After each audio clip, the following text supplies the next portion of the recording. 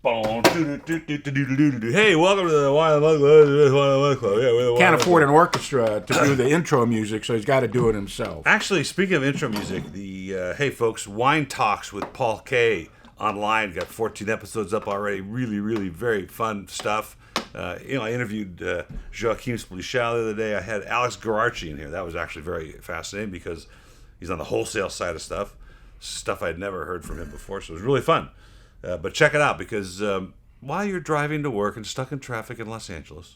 Let's not bring that up. In fact, yesterday I went to a 4th of July party, and the most unsuspecting woman that I know at the party, whose daughter's in the theater and just not a wine person, she goes, I was listening to Chris Corley. That was really interesting.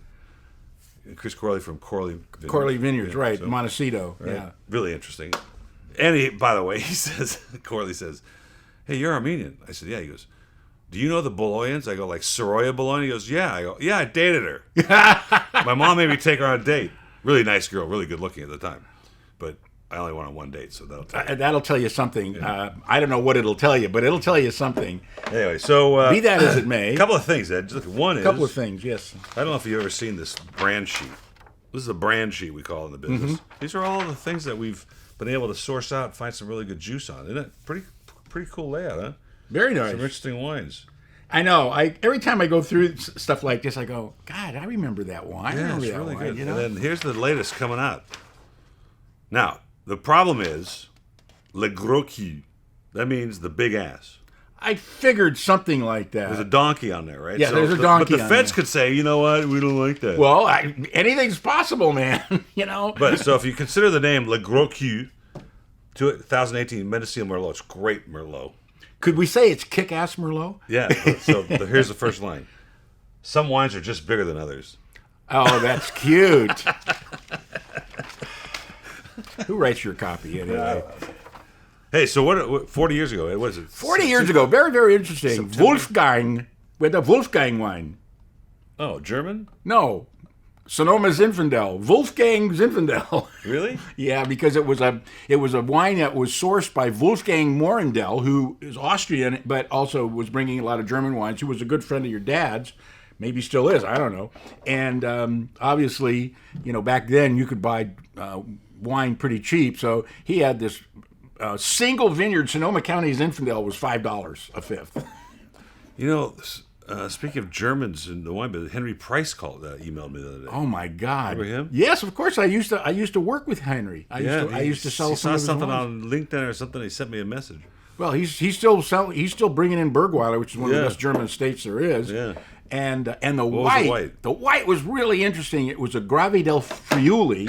Which means, Grave de Friuli, which basically means the gravelly soil of Friuli. But the grape was Tokai Pinot Gris, which is Pinot Gris, which is pretty interesting because I think that's probably the first one I'd ever tasted back then, and it was a '77 vintage. Huh. And your dad made. I don't remember either one of those. Your dad, I don't either. And I would have been in the store then. But I remember your dad's write-up on it was very interesting because I read the write-ups too to see if there's anything new there. But all I can tell you is, ching, you know what I'm saying? Hey, well, this year, that's it. Yeah. That's happening to you, Ed. If you don't, go ahead. Podcast, Ed. Yeah, podcast. The podcast industry is in its infancy for what's going to happen. Because imagine this: if you want to watch YouTube, you got to be somewhere. You got to have your phone. And everybody downstairs in my lunchroom, they always have their headsets in. They're always listening to something.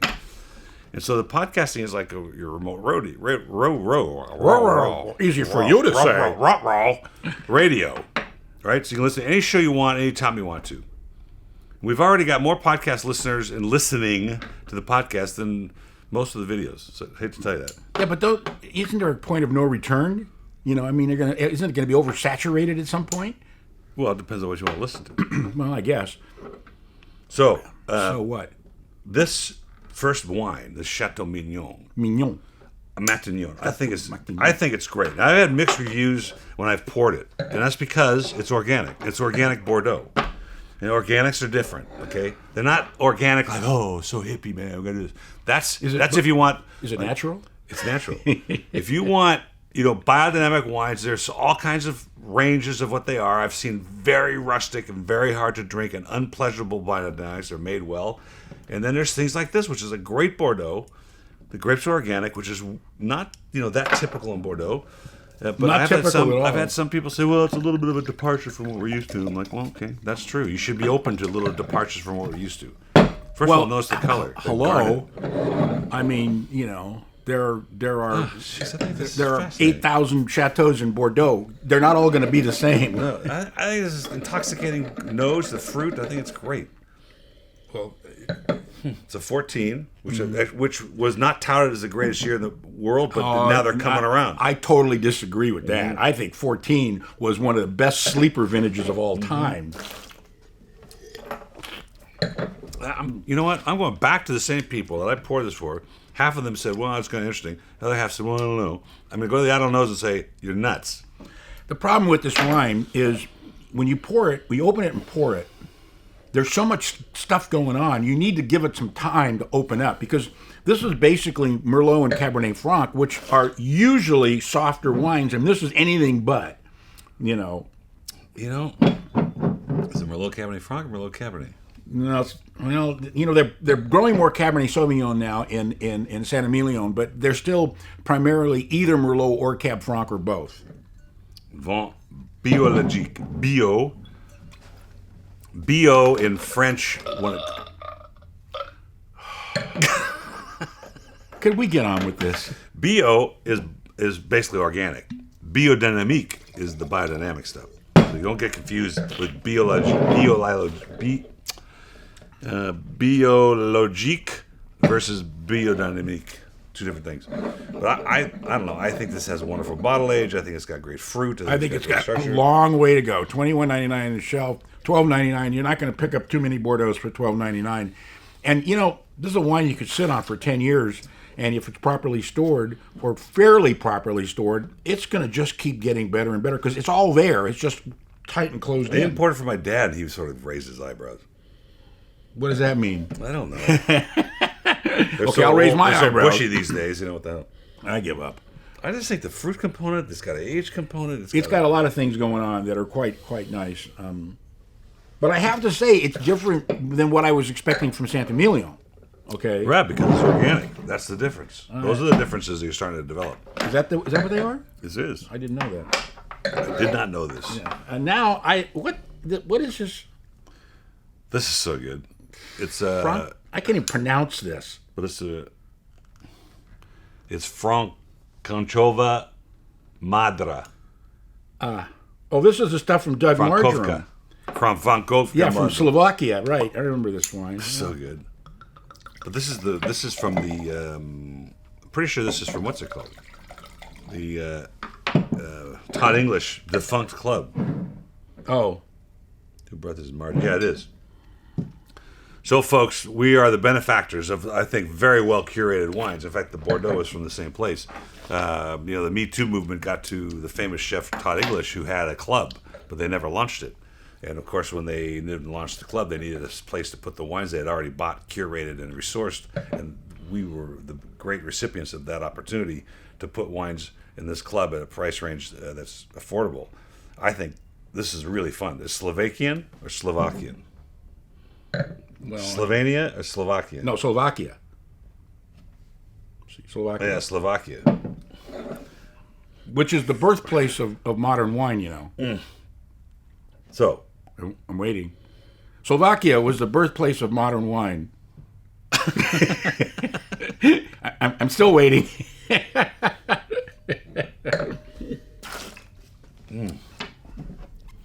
I love this. The wines are really delicious. The acid before the fruit before the finish is just wonderful spice. The finish is long and lingering and drying. But it's got to be indigenous grapes, right? Yeah, it is. But what's really interesting is this tastes like Bordeaux to me. It kind of has a it has that sort of little marzipan component in there. I agree. Roasted almonds. Suchet must be dry. I mean, I would think this would be like a San Julian, except it's a little more authoritative in the mouth. There's something in the nose that says, no, it's not Bordeaux, but it's... Well, there's something in the nose that says it is. So there. That's a delicious wine. I mean, hard to say what it's worth. $19.99 on the shelf. But another one of those deals where it's like, we know it's not Merlot, we know it's not Cabernet, but it's something else. Yeah, it's something else. Different. Yeah, well, it's Slovakian, obviously. And I've tasted a lot of indigenous wines from other parts of the world, like Armenian wines and Turkish wines, and this is uniquely getting up in the level of just really good, not quaffable, but drinkable, world-class wine. Oh, absolutely. For them to source something like this, to me, is fascinating because it's not that easy. When I went to New York a couple Mondays ago to taste wines that were not in America, at the leading wines of the world tasting, I tasted a lot of Moldavian, a lot of Macedonian wines, which were very good, but they were all French varietals. Right. And this is not. Well, at $14.99 pre-order price, I'm at a $95. And I love tasting wines from these areas because you never see them. You never. I think this is and what's really next? fun. A Côte de Ventoux. That's on your side of the table. No, you have it. I have it? That one. The Beaumont. The Ambrosis. Beaumont. Now, we've tasted a couple wines from these guys. And both of the other ones were Ventoux as well. Holy mackerel. But this is, this has got to be mostly Syrah based then, because look at the color. The nose is getting a little on in it. Well, I have two very close friends that I'm going to see for dinner this weekend that are from Beaumont, Texas. I think Beaumont, California, the corner of this 10 and 60 freeways. Got a licorice in this. Is amazing. The nose is deceiving. Very. Probably has to open up a little bit. Boy, I tell you, I've never been a big Ventoux fan because Ventoux is like third or fourth behind Châteauneuf de Pape and Gigondas and Single Vineyard Côte de Rhônes, and then you get the Côte de Ventoux, which or the also Ram. This is amazing because first of all, just the color alone. The dark chocolate and leather and licorice, and this is amazing. And I wish, because yesterday our picnic, 4th of July, whatever, they bought completely over-smoked brisket to the extent I thought it was phony smoke, that. Oh, yeah, liquid smoke. Oh, God. But this would have held up to that. Mm-hmm. I wish I had it. Yesterday, I don't know what they were pouring. Oh, wow. This is one of the best Ventouxs I've ever tasted. That is just delicious. The nose still, it was sort of cooped up, and now it's like... Yeah, it's a 2014, so it's got a long way ahead of it. I can't wait to try this with beef ribs or something. I'm totally there. Yeah, beef ribs or smoked baby backs. Yeah, I'm at a 98 on that. That wine is phenomenal. That is really, really good. I'm telling you, these guys knew what they were doing. They really knew what they were doing. They knew what they were doing. Did they know what they were doing? They really knew what they were doing. They did know what they were doing. Okay. This is not Duché. This is the Domaine de l'Aqueduc. Aqueduc. Cuvée de Trois Vieilles. Three olds. Aqueduc. I like to say that. So we're moving in October. Mm-hmm. Just so you know, back to where we were. That's further away. Holy mackerel! It's going to be too far for me to drive out here. 5, 6, 7, 8 blocks. Well, that's 5, 6, 7, 8 blocks too far. Now, talk about departure from what we just tasted, right? Mm-hmm. Similar grapes. Ooh-wee. Wow, what a mid-palate on that. That's got a little surprising fruit component that's almost white fruit. Granted, it's 2 years difference. Granted, it's a different part of the world. But right before the finish, you get that same sort of complexity and smokiness and Syrah. Yeah, but I also get a little white peach in there, which you don't get with red wines. And the mid-palate, just before the end, there's just little, peachy sort of nectarine kind of component in there. It's really fascinating. So I don't think this goes with those beef ribs. This goes with something else. This goes with like pork meatballs or something. Pork meatballs. Those are good at Mama Toronto's and Palos Verdes. Those are phenomenal. Duché.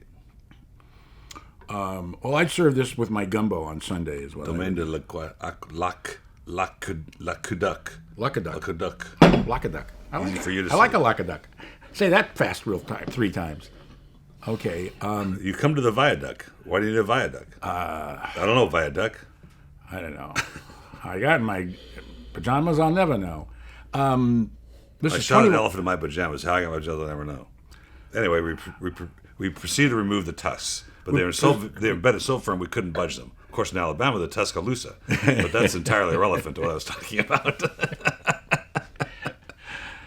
Don't even test me on Grouchoisms. Don't even start. Well, he was the genius of all time. There's no question about that. All right. Can we get back to the relevance? No, I had to tell you a story that's really funny because I've read all his books and all the anecdotes. I've read a lot of them. And I was talking to Joachim Spichel about the steakhouses of the days when he opened the first patina back in the 80s and 90s. Mm-hmm. And we were talking about like the Brown Derby and then Chasen's. The stories about Groucho and Chasen's.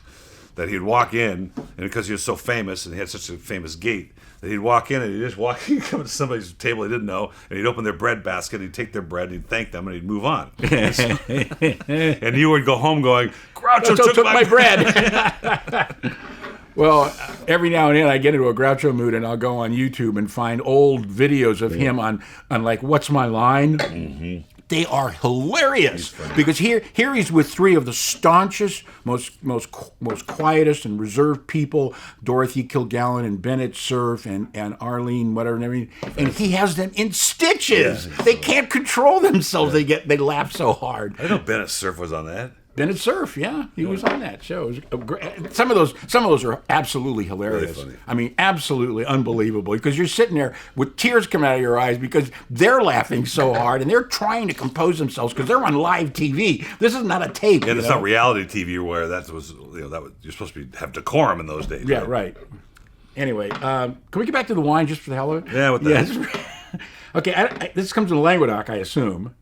Yes. Okay, and it's I forgot this dish. I know this is really delicious. But it's really, I'm fascinated because it's a brighter, fresher, younger version of what we just tasted in those different parts of the world. $21.99 on the shelf and $14.99 reorder. God, I'm at a 97 too, 98. That one's really, really.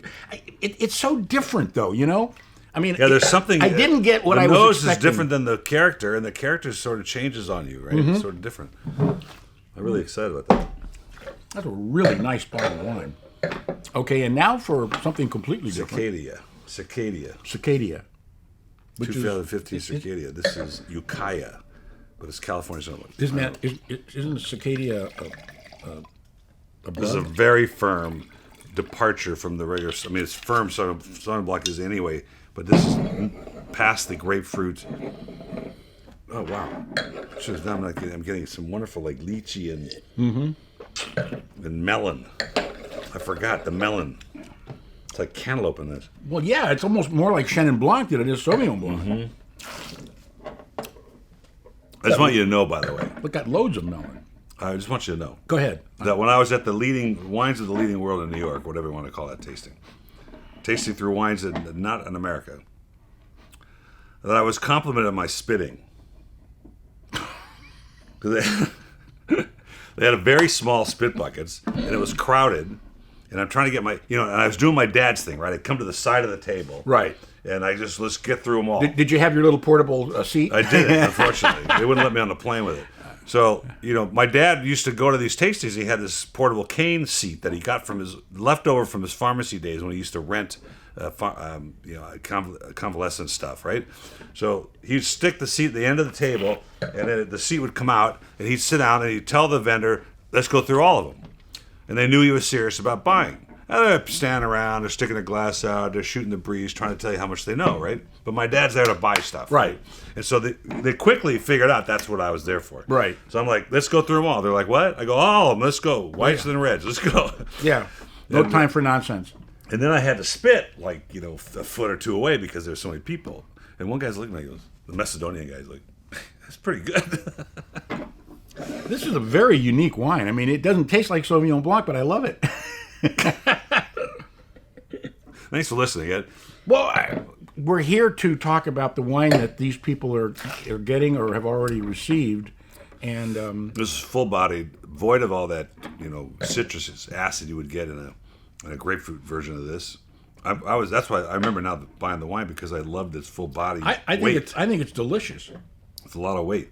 This is a 97 for me. I'm at a 97 too. Yeah, I think it's great. I forgot the story behind it. $12.99. reorder price. Very, very good wine. Delicious wine. Thinking like a lemon chicken. A lemon chicken. I made beef and broccoli the other day. Oh, yeah. That's a great dish. It was so good. When you used the right ingredients, it was so good. When you use the right ingredients, most things are good if you don't overcook them. And that's the other thing, right? I think most people overcook because they overheat, meaning, that follows the thing, but you don't need to turn the crank up the damn thing. Nope. You just need to be slow. At least you can avoid any problems that way. Like the other day, I was sauteing some onions and I forgot about them. They were black right now. Okay, this is Robert Hall Merlot from Paso, Robles, $19.99 on the shelf, $12.99 reorder price. Now you want terroir? I mean, this is you know this is Paso Robles. Well, yeah, but it's also Merlot, and it's just I went to the winery 9 years ago or 8 years ago, and I was blown away. Quite honestly, I was so impressed with everything they made, and I was just shocked at the pricing. The prices are so reasonable. You know, it's not as big a fruit bomb as the nose suggests. Mm-hmm. There's plenty of acid for a Merlot in the finish of this wine to carry it around for a little bit. But it's got what the balance. There's so much fruit. The balance, beginning, middle, end, it's all there, and that's the beauty of great winemaking is you can carry those flavors from beginning to end, as opposed to having spikes here or spikes there and nothing in other places. Where was it in Paso? It's on 46 It's side? on 46. It's on the west hot side. It's on the west east side. That's on the east side. Okay. But it's just over the line. So I mean, I would have guessed that based on the character, but yeah, but this wine doesn't taste like super hot climate.